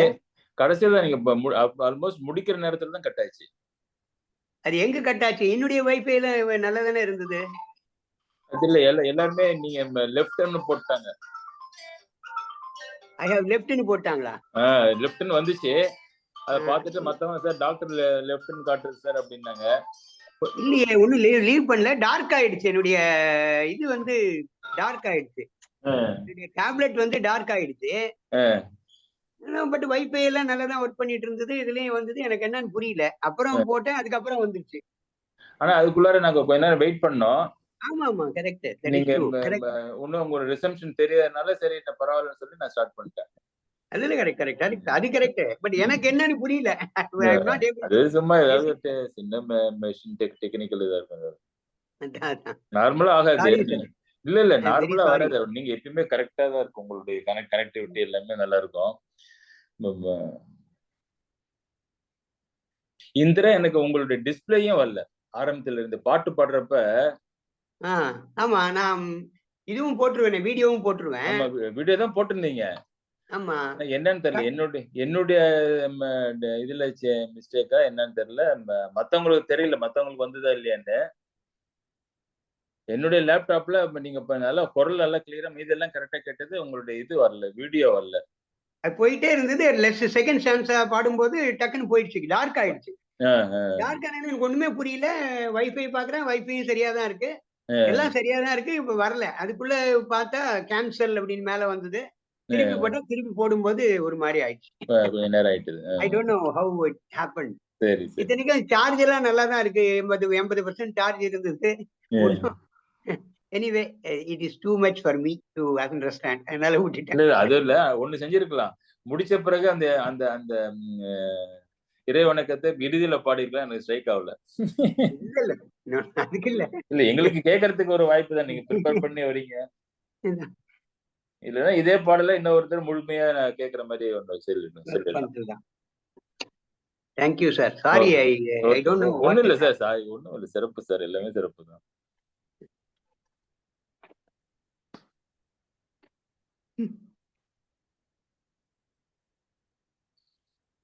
இத்துடன் முடிச்சுக்கலாமா?